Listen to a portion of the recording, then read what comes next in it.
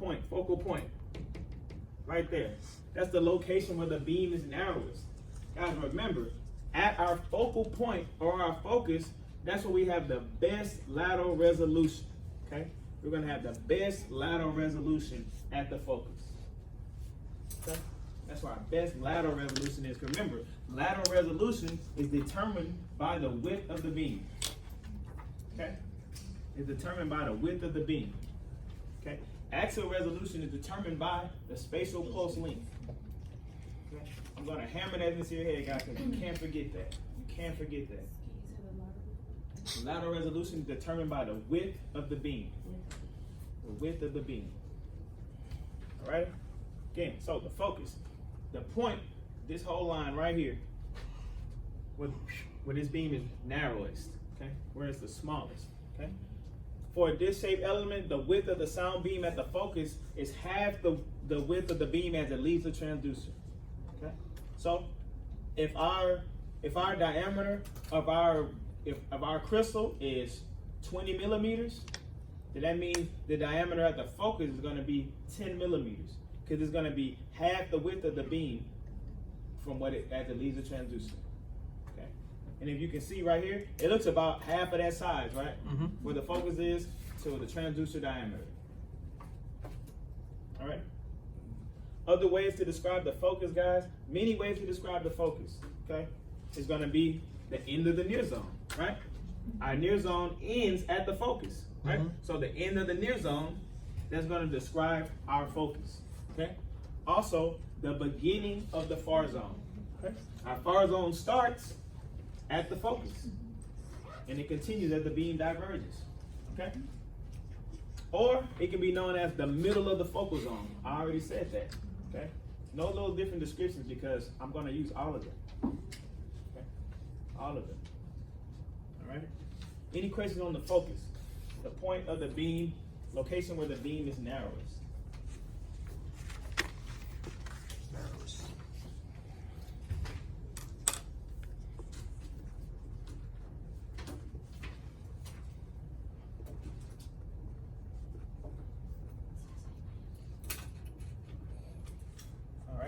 Boom. Focus. Focus right there, guys. All right? Let's talk about our near zone, also known as the Fresnel zone or Fresnel zone. However you want to say that. Be able to recognize that, okay? I always call it the Fresnel zone because I think these are all French names, okay? So the near zone, also known as, AKA, Fresnel. Fresnel? Well, it's two F's, so don't get them confused, okay? So the near zone or the Fresnel zone is the region from the transducer to the focus. Right here, from the transducer to the focus. This all right here, where the beam is converging, that's gonna be our near zone, okay? That's our near zone, from the transducer to the focus, all right? The beam gradually narrows or converges within the near zone, okay? With the continuous wave, this shape PZT, which is what we're describing here for the purpose of this understanding how sound beams are formed and shaped. Okay? That's what we have right here. Continuous wave, disc shape PZT. All right. The diameter of the sound as it leaves the transducer is the diameter of the active element. So whatever our PZT is, the size of the PZT, that's also going to be the diameter of the sound beam as it leaves. Okay. Again. If our diameter of our element is 20 millimeters, our sound beam is going to come out at 20 millimeters. Okay. All right. At the end of the near zone, where the beam narrows to half the width of the PZT, where have you heard this, guys? At the end of the near zone, what's that also known as? The focus point. The focal point. Okay. The beam narrows to half the width of the PZT. Half the width of the PZT. Remember, the focus is half the width of the PZT. All right? That's our near zone right there, guys. Our near zone right there. All right? Our focal length or focal depth or near zone length, all three of those terms, all describe the distance from the transducer to the focus.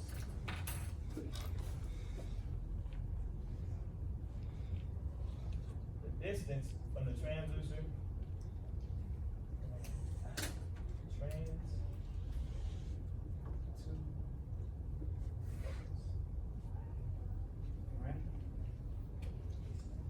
remember, it's gonna appear, that's why I drew this black line, so you can see from the transducer to the focus, that's the distance, okay? That's gonna describe our near zone length, our focal depth, or our focal length. Okay? All three of those terms describe the distance from the transducer to the focus. Okay, remember, our near zone or Fresnel zone is the region from the transducer to the focus. Okay? The region, that area, that space that's being taken up. Okay? We're talking about the near zone length. It's telling you, it's giving you the key words, length. It's telling you right there that it's a distance. All right?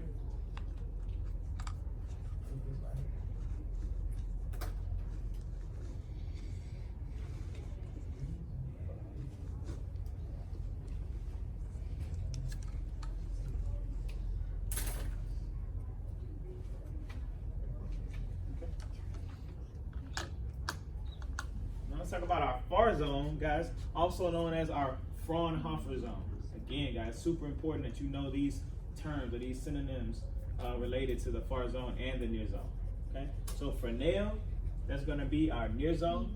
Fraunhofer is going to be our far zone. Okay. That is the region that starts at the focus and extends deeper as the sound beam propagates. It's also a region, aka Fraunhofer.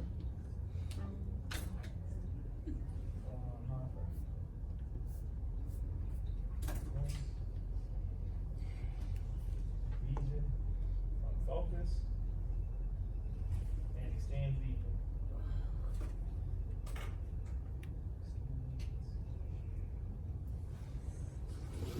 Remember, our far zone is occurring where the beam is divergent. Our near zone occurs where the beam is convergent. Okay? Where the beam gets narrow. Okay? Divergence means it's spreading apart. Okay? I'm saying that a bunch of times so you guys get it. Okay? So the beam gradually diverges and spreads out within the far zone. Here we have our focus right here, guys, where our far zone begins, and you can see the shape of the beam starts to diverge or spread out. Okay? As it gets further away from the transducer, our lateral resolution is also going to get worse. Okay? That's why it's so important to adjust that focus. Again, we're talking about a fixed focus right now, okay? We're talking about a single unfocused PZT element, single crystal unfocused PZT element, okay? So the focus is fixed. Transducer didn't always have adjustable focuses, all right? At the beginning of the far zone, again, the beginning of the far zone also describes our focal point or our focus, okay? The beam is only half as wide as it is at the transducer. Of course, that makes sense, right? The focus point. That makes sense, right? Because we know the focus is where the beam is going to be half the diameter that it is coming out of the transducer. All right? So when the beam is two near zone lengths from the transducer, the beam is again the same size as the element. Got it. I drew a dotted line right here that's representing, this is one near zone length, look at our red line. This is the same distance, two near zone lengths. That's going to be where the beam is again the same size as the element. Okay, the same size as a PZT. Okay, beyond that point, the beam diverges even more. Horrible lateral resolution in that point. Okay, horrible lateral resolution in that point. We never want to image further than the beam diverges. Okay, we never want to image past two near zone lengths. We really want everything to be within that near zone as much as possible, or as close to that focal zone as possible. Okay. At depths more than two near zone lengths, the beam is wider than the active element. Okay. The beam is wider than the active element. Okay. We're talking about our Fraunhofer zone or our far zone. Okay. Wait, Dad? Can you go back? At depth more than 2 near zone length. At depths more than 2 near zone lengths, the beam is going to be wider than active element. Right here. See how my dotted line? This dotted line represents another near zone length. This should be from this transducer to the focus. This is the same distance from the focus to this dotted line. Right. Okay. Past that, the beam is going to be wider than the active element. Okay.